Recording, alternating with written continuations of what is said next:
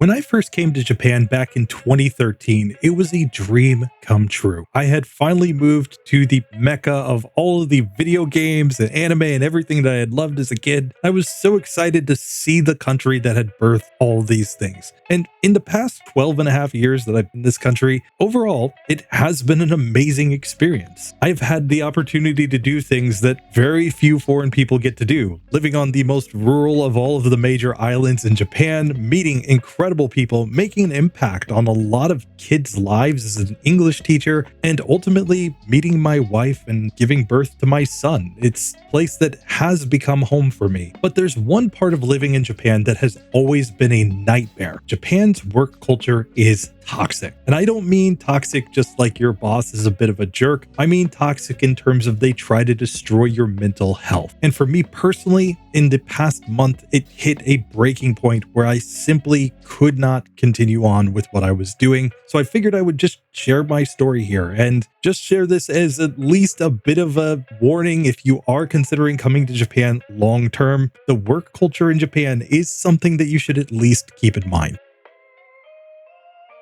Now, when I initially came to Japan, I had one of the best jobs that you can actually get here if you're coming as a teacher. I came as a member of the JET program, or the Japan Exchange and Teaching Program, which primarily sends foreign young people typically just out of university, to kind of far-flung parts of the country. My first place of residence was the town of Ainan in Ehime Prefecture, Japan, a tiny fishing village located on the most rural of the main islands of the country. And initially, I was just super excited to be here. For my first year on the program, it was actually amazing. I worked at one middle school and 4 elementary schools, but I had great supporting teachers, in spite of the fact that I had no education background. My degrees were in economics back in the United States, and the principal was super understanding. When summer vacation came around, he was perfectly fine with me going up to the prefectural capital to take Japanese lessons for a couple weeks, using my paid time off to do it. And when my family came to visit, they were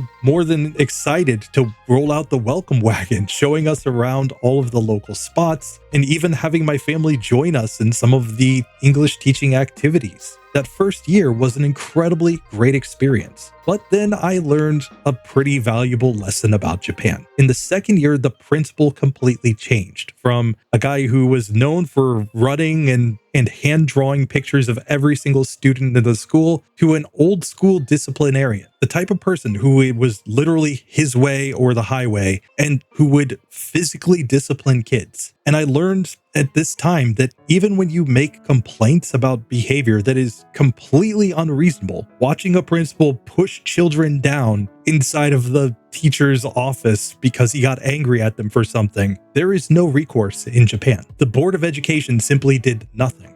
Not only that, but now suddenly whenever I wanted to take time off during long holidays like the summer or the winter time, he would get upset that it wasn't fair to let me be out of the office, even if I was using paid time off, and demanded that I would be at work, sitting there with nothing to do for hours on end. And it comes down to this: even though the JET program has the best salary of any of the teaching programs that you can get on in Japan, and it has the best contract with the best protections overall, at the end of the day, you get in a lot of situations where there's simply nothing that can be done. The way that Japan's hierarchical structure works, the person at the top says whatever they want and everybody else just follows. And when you try to go to the support that you're supposed to have on the program and tell them about the issues that you're having, very likely to just get met with, well, do the best that you can. So after 3 years on the JET program, with the second 2 being under this incredibly terrible administrator, I simply reached the point where I said, you know what, this isn't for me, and decided to move into the private industry. Because surely, even if the private sector has plenty of complaints about it, when you get into eikaiwas or private ALTing companies, you'll at least have a foreign manager who can facilitate basic things like time off, and there will at least be an HR department to talk about when you get situations like abuse in this sort of circumstance, right? So at that time I moved. I joined Eikaiwa Nova, a company that was kind of famous or infamous at the time. But initially, I didn't work for Nova proper. Instead, I worked for a franchise of Nova, located in the city of Imabari in Ehime Prefecture, the only school near me at that time. And working for the franchise was, again, initially great. I took a pretty massive haircut in terms of salary in order to work there compared to the JET program, but I worked with a small team. We got a fixed monthly salary, something that Nova, by the way, doesn't offer to new employees anymore. And we were able to actually do activities outside. We were encouraged to go out on excursions with the students and engage in the local community. Frankly, we would hang out together. We had just a great little team. But then in my second year there, the big company Nova took over that franchise, and suddenly we were all expected to play by the parent company's rules. And since those of us in my area were viewed as overpaid by the company, given that we had had such good contract structures prior to them taking over, they naturally sought us out to throw into management roles. And thus, I became the regional manager of Nova for the entire Shikoku area, first as a support manager, and then eventually becoming I am an instructor manager, Kacho Hosa, as they called my title in Japanese, being responsible for 14 schools across all of Shikoku. Now, obviously, this added a lot of stress to my situation, but it also coincided with the COVID pandemic, when tons of instructors quit their jobs and returned to their home countries, and when every school needed instructors, so they were poaching people left and right. I was running around Shikoku all on my own, trying to keep the whole ship together. And I did. My area was one of only 2 in the entire company that was still in the black at the time, because I was running around everywhere in order to support my people and support my students. How did that work out? Well, when I tried to get married, I couldn't even get a day off to actually have my wedding. And when I say have my wedding, I just mean to go to the city office and turn in the paperwork, because we were so incredibly short-staffed. And when I told my boss that I simply wanted to relocate from the city that I lived in to another city in my area to live together with my wife, I was met with a stern look and crossed arms like this over a Zoom call. To say the least, I didn't feel like a person there, and I eventually decided that I needed to make another change. And this was all exacerbated by the fact that the company at the time was offering bonuses for new employees, but refusing to give any of the folks that had stayed with me throughout the COVID pandemic a raise. They actually made a blanket company policy of no raises for anybody other than new employees, and would basically tell me to mark my people down so that they wouldn't have a reason to demand raises based on their performance, in spite of the fact that my area had some of the highest instructor scores from the student surveys in the entire country. As I found myself with no ways to keep the people that I needed and spending 5 days a week living out of a suitcase to support the entire area and keep it profitable, I finally just reached the point where I said, you know what, this needs to change. So I moved on yet again. In this job, my biggest regret is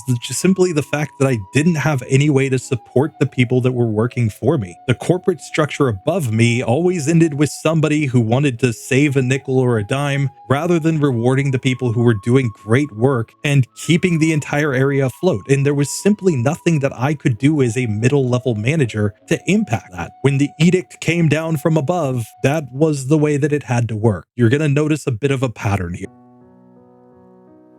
So eventually I decided I wanted to live together with my wife, so I would relocate to a school where I could actually work nearby. You can even see my face still on the top of their website. Even though I haven't worked there since 2024, they still apparently use my face with my old COVID protector screen on my mouth in order to promote their school.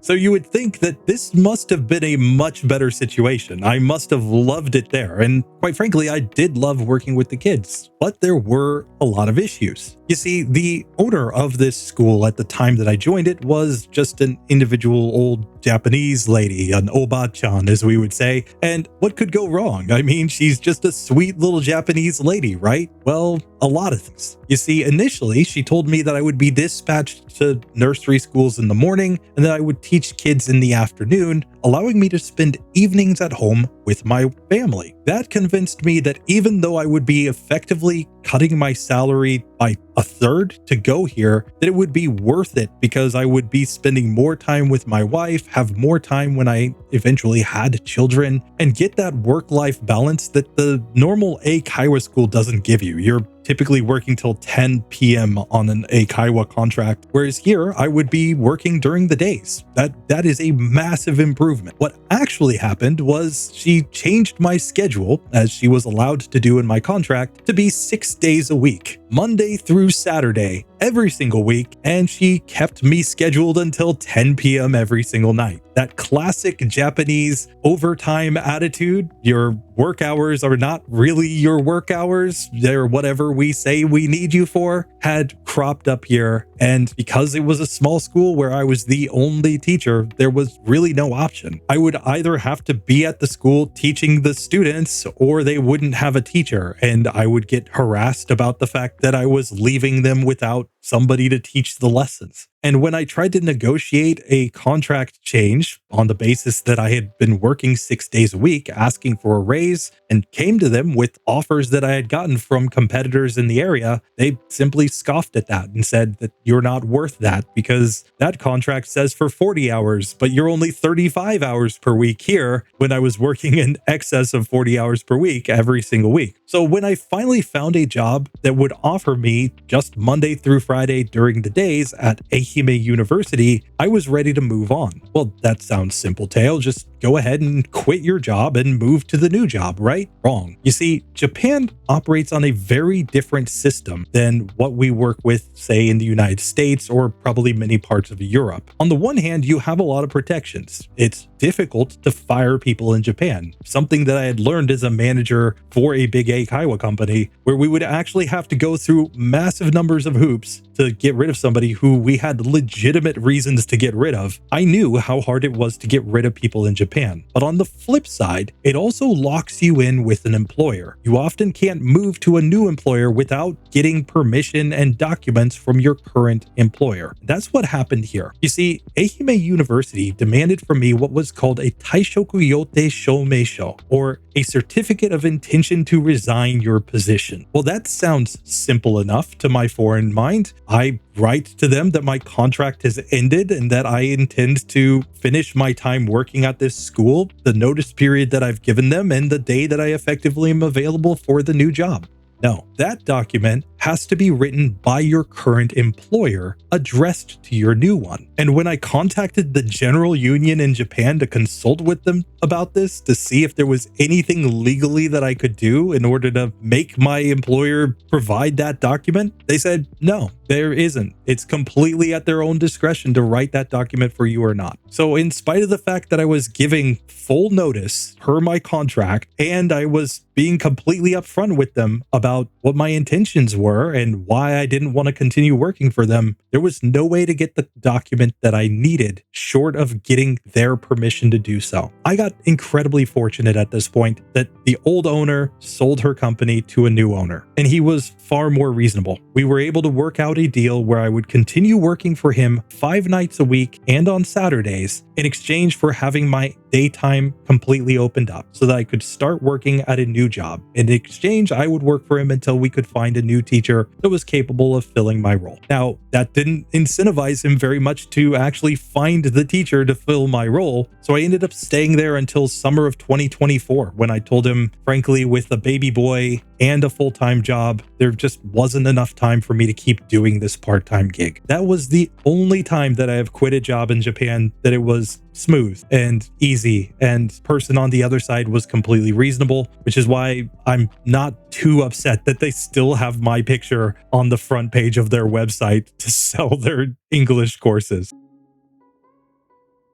But now finally, I work for a public university and I work in a non-teaching role. I was hired to work on the Ninte Koshu program at Ehime University, or the accredited teacher training program. In fact, at the time, this yet again seemed like a dream job. All of the limitations that were associated with being a teacher at an Eikaiwa were now gone. I didn't have a schedule of lessons that would be left without if I happened to take a day off. I didn't have the situation of having a random principal being shifted in above me given any year who could just completely change the rules and change the entire environment into something that was completely toxic. At the end of the day, I worked for a center at Ehime University providing these lessons, and I thought that that was going to be a really good setup. I was able to contribute perfectly fine. We would gather the lesson materials from the teachers, post them to the online platform. I would edit the web page in order to add announcements and facilitate student registrations. We would occasionally proctor exams and submit final reports, but that was basically it. Most of the time I could get the job done myself, and when I couldn't, when I needed support in Japanese, well, I was working on a team with about 6 or 7 other people, so we generally had enough people to go around that we could check everything, make sure it was right, and get it submitted in time. There was really no issue. That was until summer of 2024. You see, while my projects were going perfectly fine at the time, the center that I worked for was starting to have budget issues,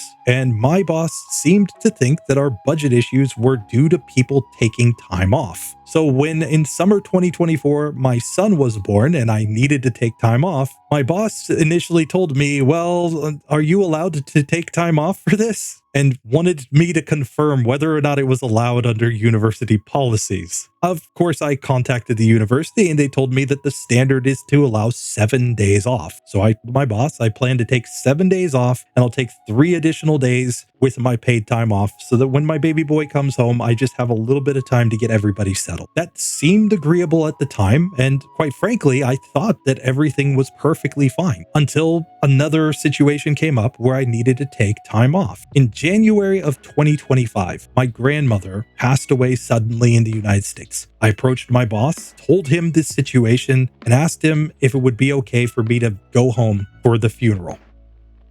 Radio silence. Now, anybody who's been in Japan for more than a minute knows that when you ask something to a Japanese superior and they respond with silence, that means no. Or if they respond with maybe, that also means no. But this was a situation where I honestly couldn't accept that. My grandmother had basically raised me since I was a child. So it wasn't really like losing a grandmother, it was like losing a mother. And I needed to find some way to be able to go home for this funeral. So I contacted the university's HR department, asked them what the policies were related to time off. They informed me that it would be perfectly reasonable for me to take a week off given the travel time to and from the United States, plus the included bereavement leave that's provided by the university. So I told my boss what they had told me. But I decided that I was going to try to be a team player, so I told my boss additionally that I'm perfectly fine with working remotely while I'm in the United States in order to support you, because I knew that he had a presentation coming up related to my project. I wanted to make sure that he was good to go. Finally, he relented and allowed me to take the time off to go home and be with my family. And I had thought that we had found a really smooth compromise that would make everything good. Little did I know at the time that that seemed to be the turning point, set off a pretty bad situation in my workplace where even this seeming dream job became toxic. At the start of fiscal year 2025, which starts in April, because Japan works on this whole April system, my boss started by having a meeting with everybody to tell us that the center had been losing money and that he basically blamed us taking too much time off as the reason for it. This is in spite of the fact that my projects had been on time, not delayed. There had been no issues with anything that I was working on. We certainly weren't losing him money compared to the contracted amounts that we were getting for running these courses, but apparently he felt differently about that. And it seems at that point he devised a plan to basically make it impossible to take time off. I was changed from working on the online programs at the Ninte Koshu to instead working at the Ehime Ken Shougaisha ICT Support Center, or the Ehime Prefectural ICT Support Center for Persons with Disabilities. Now remember, my previous work experience, which my boss knows, is all in teaching English as a second language, and I have no academic background in this. But my job, as you can see on the pamphlet here, was to provide consultations to people about ICT technologies that would support them, or to visit them in their homes and or hospitals in order to show them switches, computers, and devices that could support them in their daily lives. The problem was that I didn't have any training in any of these devices. And the people that I was being sent to support weren't people who just needed a little bit of help on how to use a computer, something that I certainly could have done, or how to enable, voice recognition or something on their iPhone. They were often people with ALS or locked-in syndrome, people who literally cannot move any part of their body except for minor movements, for example, in their face or their eyes, people with severe intellectual disabilities that would have trouble understanding even a Japanese person trying to explain to them how to use these technologies. I told my boss direct, I'm not equipped to do this job. I'm not a native Japanese speaker and I don't have any training in this. And while initially I was told, that's fine, we'll do it collaboratively, you won't be there alone, we'll have somebody else there with you, and when you do the visits, etc., we'll have experts ready to go so that you don't go in blind by yourself. The reality was that I got sent there completely alone. And while I would constantly ask for advice, feedback, support, I would often end up going to visit a person in a hospital or who's completely bedridden in their home with no knowledge of how to support. I did my best. I would contact the makers of various devices, trying to ask them for advice on particular situations. I would have weekly meetings with my boss where I would explain to him all of the cases that had come to me and ask him to provide for me training and details of what I should actually do for these people. And it crushed me. I would go into homes and hospitals, seeing people who were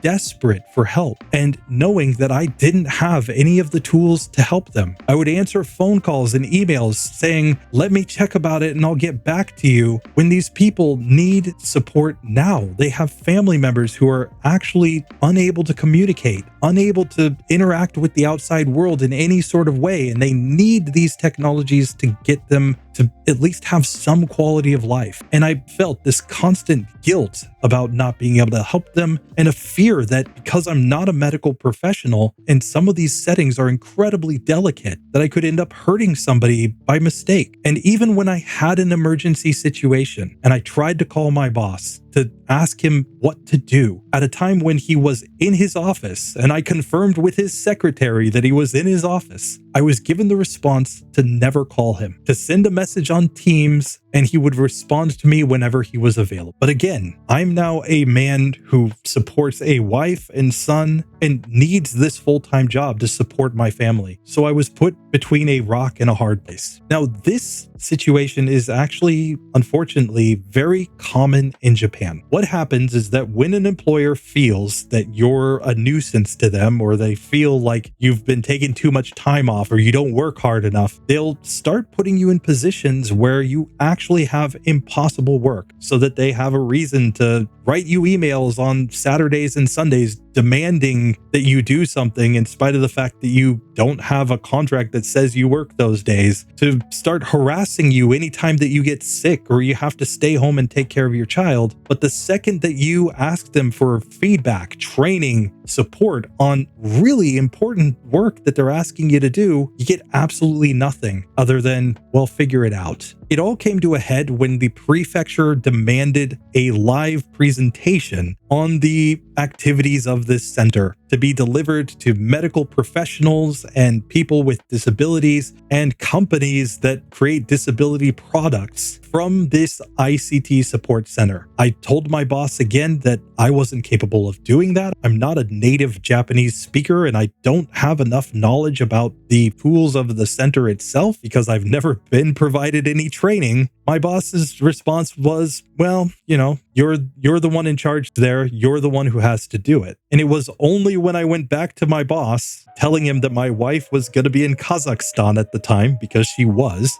and that because it was a Saturday and Sunday, I didn't have access to childcare because we don't live anywhere near my wife's family that's up in Tokyo, that he finally had to relent, because I was going over his head again to the university and saying, do I have to work on a Saturday and Sunday when I don't have childcare for my son and it's not in my contract? Obviously, that was already kind of a nuclear option. Anytime in Japan you go over somebody's head, you're basically saying that I'm done working here. I'm going to move on. And I told my boss directly, I'm going to resign at the end of March this year because this situation is not something that I can continue.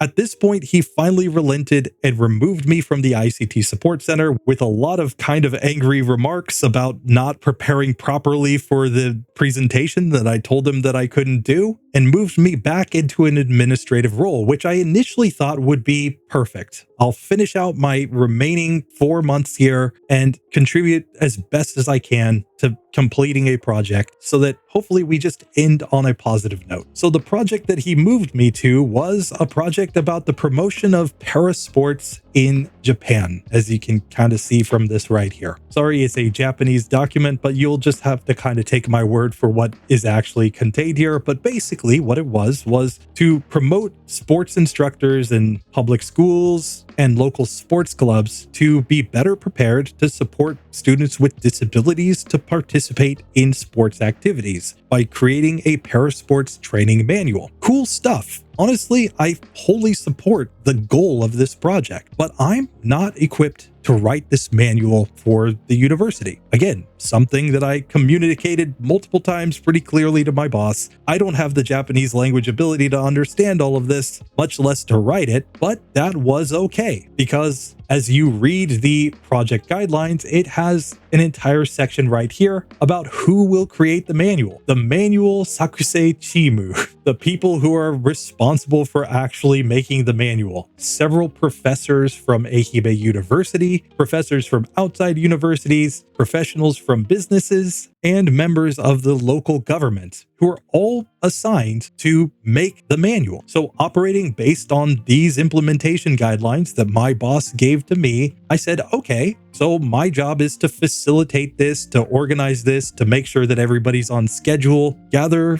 compile the manual, and submit it to the sports agency at the end. I mean, it's crystal clear from all of this that he's given me that these are the people who are creating the manual. Nowhere in here does it ever say that the administrative office will create the manual or anything like that. But after my wife came back from Kazakhstan and my son had been homesick a couple days and I got sick, I got a message while out sick, which yet again, I had a medical certificate for, only to be told, we need to have a meeting about the fact that your project isn't progressing. I walk into the meeting and I ask my boss what the situation is. He says, didn't you read the implementation guidelines that I gave you? I said, yes, I did. He said, well, why isn't your project progressing? I said, well, it is. To the best of my ability, I've contacted all of these professionals that are supposed to be part of the manual development team, telling them which parts they're responsible for and asking them for a timeline of when they're going to deliver that, and asking them if there's anything that I can do to help facilitate that. To which my boss's response is, oh, no.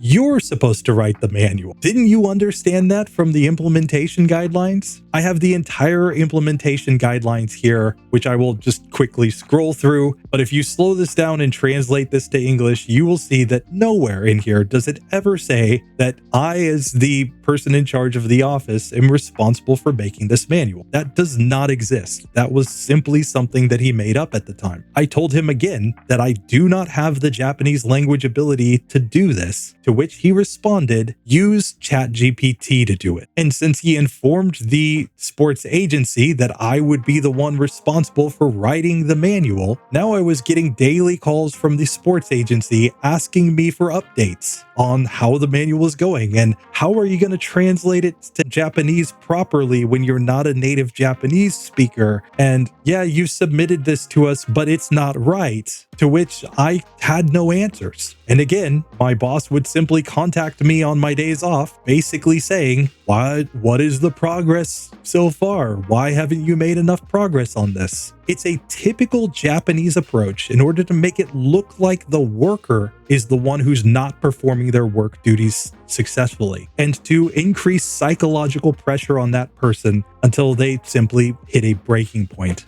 And that's what happened. After working the entirety of the winter holidays and being pestered about what the next steps were when I had no clue what I was doing and had communicated that I had no clue what I was doing, I reached a point where I simply couldn't take it anymore. So I contacted my boss, told him that I was not capable of doing this work, and told him that I planned to visit a mental health professional. And that's what I did. This is one of the things that you should keep in mind if you are working in Japan. If you're ever in a situation with a toxic work situation, or where somebody's trying to put you in these sorts of circumstances to psychologically pressure you, go to a mental health hospital. After explaining the situation to them, I was able to get a recommendation from a doctor to stop work. And I took that to the university and provided it to them and let them know that I wouldn't be capable of coming back to work and to please communicate that to the professor that I worked for. Now, the good news of that is that it has dramatically helped my mental health in the past several weeks. The bad news is that I'm basically not getting paid for the next 3 months because I'm not actually there working, which obviously leads to a lot of stress when you're the only one working in your family, which is not a knock on my wife. It's pretty common here in rural Japan, especially, that only the husband works. Because when you get phone calls every 2 seconds from the nursery school because your kid's temperature was slightly higher than usual, or they seem to have developed a bit of a sniffle, it's kind of hard for both parents to work, quite frankly. That is the reason why currently I am no longer employed in Japan, and I'm just trying my best to make it full-time on YouTube. I am over on RBY Pokemon Challenges, GSC Pokemon Challenges, and RSC Pokemon Challenges, trying my best in order to make fun content for people, do something that I enjoy while also bringing some joy to other people, because that's what I really want to do. And frankly, for me as a foreigner living in rural Japan, it's one of the only things that I can do to break out of this kind of toxic work cycle that exists in Japan. Now, I should be very, very clear. Overall, I love my life here. I love my family that I've built. My wife is incredible and supportive and amazing. My son makes me feel so much joy every day. But at the end of the day, working under stress like this for a university without training or support and getting paid the same that I would make working at McDonald's in the United States is just something that I can't keep doing. And it's something that you should keep in mind, that even some of the best looking jobs in Japan can have some hidden downsides to them. Now, at the end of the day, my goal is not to convince you that you should never come to Japan or you should never work here, but it is to recalibrate your expectations, to understand that even when you think you're doing all of the best things, even when you're trying to go to the best situation that you can, things have a way of changing suddenly, and they often depend on who's above you. When you're working for a franchise for a big eikaiwa company, it might be absolutely fantastic, and then the main company takes over and it becomes terrible and toxic. You might be in a situation where for the first couple of years everything goes well, but then budget issues happen and suddenly everything that you do, even when it's completely reasonable and justified, comes under the ire of a higher up. So my honest advice is, number one, if you do come to Japan, if you have some sort of online side hustle, something back in your home country, you should probably keep it going. And it might often be better to string together 2 part-time jobs rather than 1 full-time job, just because if one of them does go south somehow, you aren't beholden to them and you can move on to the other, though that can have some visa implications. Finally, if you're ever in Japan and you're dealing with a situation where the situation has become so bad that you really can't take it, that it's affecting your mental health, don't have too much pride to go to a mental health professional. Talk to them. They can often provide help to you that you wouldn't expect, such as giving an actual order for you to stop working so that you can take care of yourself and your family first. But with that, I just want to say a massive thank you to everybody. If you have worked in Japan and had any experiences, feel free to share them down below. If you're somebody who really wants to come to Japan as a tourist or as somebody to work or go to language school and you have questions, feel free to shoot them my way. Anyway, that does it for this one. I just wanted to give a quick explanation to the people who follow me why I'm suddenly unemployed and making YouTube videos all the time. But with that, I'll see you guys in the next one. Later.